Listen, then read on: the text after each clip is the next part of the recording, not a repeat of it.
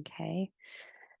When we collectively have, and this is the part. Okay. So remember I said to y'all at the beginning of this, I'm going to share some stuff that is going to probably be the most important thing I could say to you all year. This is it.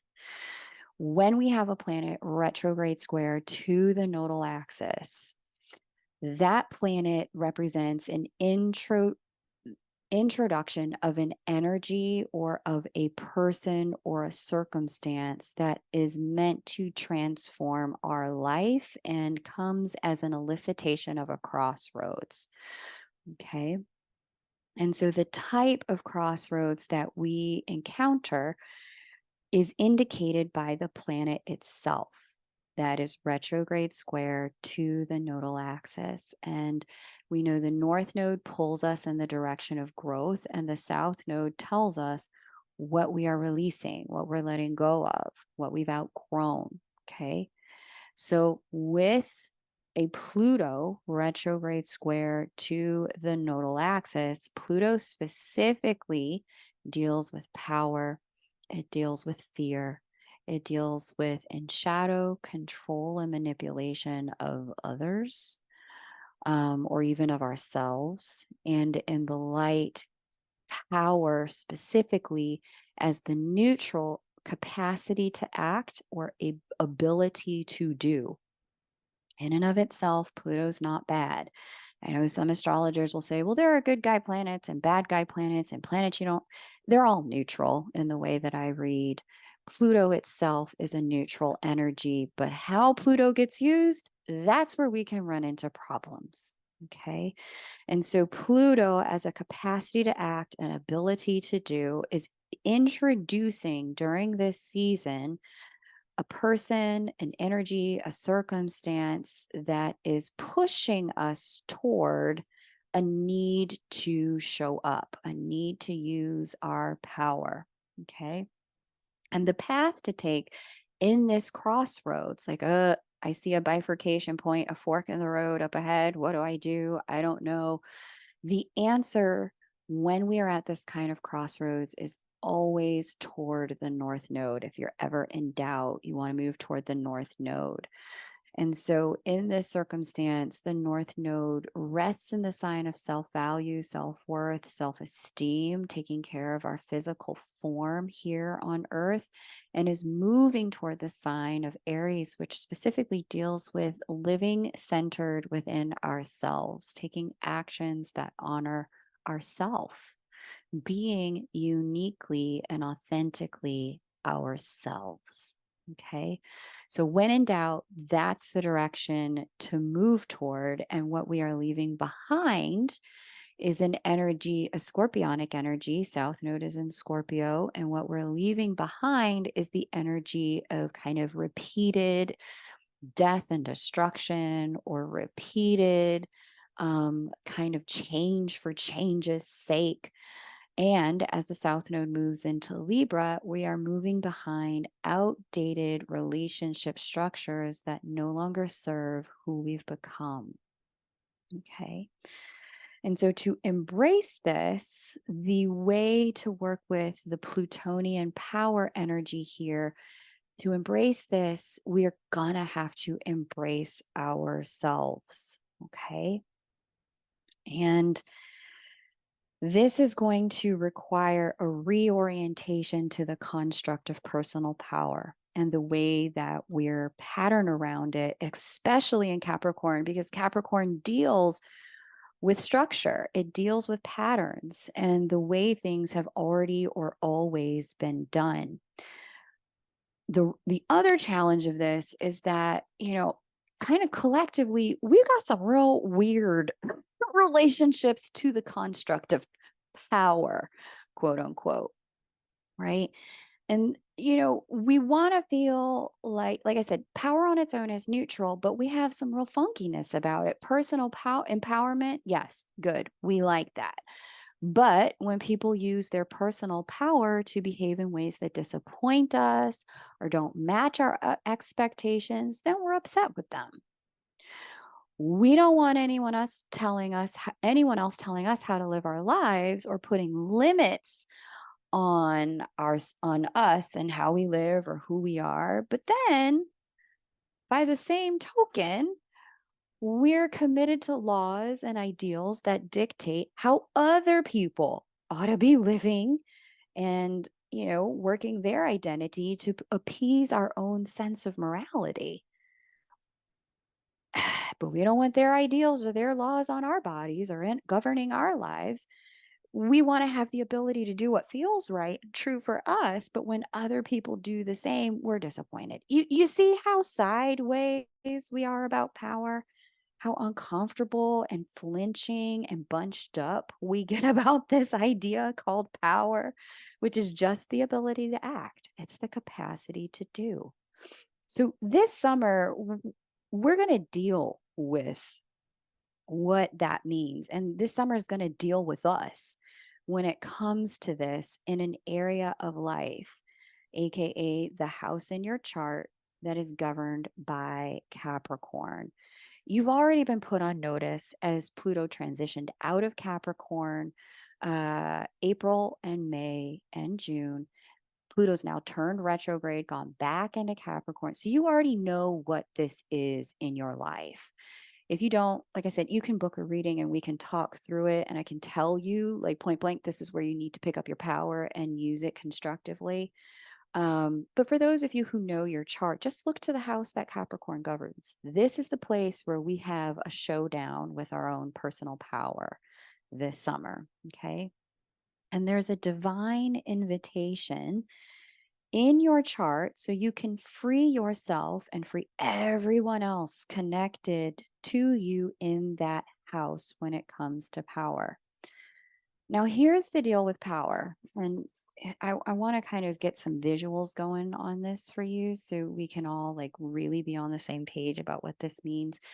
One of the reasons we struggle so hard with power is because of the way our relationship to fear. And in order to access our power, we're going to have to face what it is that scares us about our ability to do and capacity to act. 99% of the time, when it comes to people in personal empowerment, when I ask, like, well, why aren't you already doing that? Or why don't you do this? Or what is the thing you want? Why hasn't he taken any action on it? Or why did you backtrack on action you took? 90% of the time, the issue is belongingness. The issue has to do with, well, what are people are going to think, what people are going to say. What if I have to know I can't go with these people anymore? What if these people are no longer a part of my world? 99% of the time, the issue is attachment to other human beings in some form or fashion. And like some sense of or fear of loss when it comes to that. So, for those of you who are like, what is she going on about? I'm going to give you a visual because I know y'all some visual people out here. I'm going to use the tarot to do it because I find it allegorically, the visuals are extraordinarily constructive in bringing home a point. Okay. So many of you who, may be into tarot, you know this card, you've seen it. The Devil card in the tarot features two people chained with this big, hairy, scary dude sitting on top of them. Now, when I ask clients, because this has come up a lot this month, and it's going to be the theme of the summer, when I ask people in personal reading, like, okay, so what's the first thing you notice in this card? Some people say, I noticed the first thing is the big, hairy, scary dude, or I noticed these two people and they're chained, or they're like, I just noticed that they're buck naked. Different people notice different things, but the thing that is constructive for our conversation about power today is this. These two people are chained in such a way where if they wanted to, you see how loose these chains are? It's not right up on their neck, right up under their chin. If they wanted to, they could just take their little hands and just slip this little chain off and just move in another direction. They haven't done that in this card. But that you can see how loose this is. This can fit over their head. So they are clearly there by some power that they have let control them, not necessarily that they could also just as easily let not control them. The second thing that's really important to recognize about this card It's the way that they're chained. Listen, big, hairy, scary dude, he's not touching them. Look where his hands are. His hands are not on them. He's not holding them up. But what he's sitting on here is a doorway. And in order to walk through the door to their liberation, they would have to turn around and confront Mr. Big, Hairy, Scary. This is it, people. In order to be able to pick up your power and use it during this season, you are going to have to confront what scares you. You are going to have to be willing to stop, turn around, and face the thing that clearly doesn't have a hand on you, but you've been letting dictate your stasis and stagnation. You're going to have to figure out, what is it going to take for me to confront Big Hairy Scary Dude and crawl through the door to liberation. Got it? That's the deal with this season. So this is a 6 card in the tarot, and I'm not all into numerology like that. Those of y'all who know me know that. This is 10, this is 5, 1 plus 5 equals 6. But it didn't escape my notice that, the other 6 card in the tarot here, this is 5, this is 1, you add them up together, you get 6. The other 6 card in the tarot is the exact mirror of opposites of that particular card, and it's the Lover's card. And here you see the 2 humans, kicking it, they're naked, they're free. And you see the hand of something bigger than them is still not on them, but they have arrived here by their own free will and choice. Okay. So yeah, it's just, it bears saying that the path to your liberation is going to be in the confrontation of that which scares you in the house that Capricorn governs. Because there will be something in that house this year that you have outgrown. There's a comfort zone, a way that you have been in that location that you are no longer. And in order for you to move into the next place, there is something big, hairy, and scary that you're going to need to confront in order to be able to get there. And that's going to be very personal for each person. Very, very personal for each person. But it's important to understand that the choice, and this is what it is when it comes with Pluto, when it comes to the card we just saw, the only way to access it is through choice. No one and nothing, as I just showed you on that card, is technically holding you back or holding you down. So it's going to be really important not to create a victim story where there is none, to justify using power that was already yours to wield, right? This is how manipulation happens when we get, our panties into a knot thinking, they made me do it. No, nobody made you do anything, right? You are powerful and free to liberate yourself from the chains that you have adopted up until this point. You can create your own liberation here. And that's the theme of the summer. If you're held back, the option is to liberate yourself from the comfort zone that you have outgrown. Here's the real deal, people. Either we want to be free and we want other people to be free, with Pluto moving into the sign that's about freedom, and that's Aquarius. Pluto moving into a nice long stay into collectives and freedom. That's the Aquarius sign right there. Either we want people to be free and for ourselves to be free, or we just don't actually believe in freedom, period. Like, it's that black and white. And while most times life isn't this black and white, during this season, it is. Either you're on the timeline of freedom and personal power during this particular timeline split, or you're not. Either you're going to liberate others from needing to be a certain way to make you happy and make you feel good in this world, or you're going to trap yourself in the self same system of codependent performativity of religion, political ideology, gender normativity, racialized essentialism, and right way sexual orientation that you yourself want to be free from. Let people live, y'all.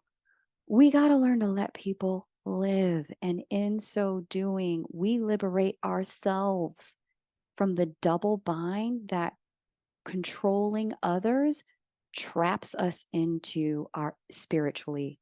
Okay. We are in the timeline of freedom, or we're in the timeline of control and manipulation, but we cannot be in both at the same time. It is that simple. Now, obviously, we collectively still have a lot to work out here, right? Some of the examples I gave you earlier around this are some of the collective stuff we have to work out. Looking at you, United States of America, with your issue with the guns, we got some collective stuff to work out, right? But with Pluto moving into Aquarius, the sign of the people, the sign of liberation, for the next 20 years, the sign of collective good and enlightened thinking, I do believe we're going to get there. It's going to work out. But the starting point for those of us who are light workers, way showers, right? The jump off point is within ourselves. It's in our own relationship with ourselves, with the North Node moving into the sign, from the sign of self-love into being a true self. And Pluto saying, own this power, baby. You better own it. Own it so it's not owning you.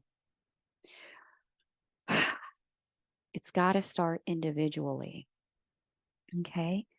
So be looking for the place, asking yourself, where can I let other people off the hook for being what I think they ought to be instead? And instead, just set good boundaries for what I want and don't want in my life. Where can I let people off the hook?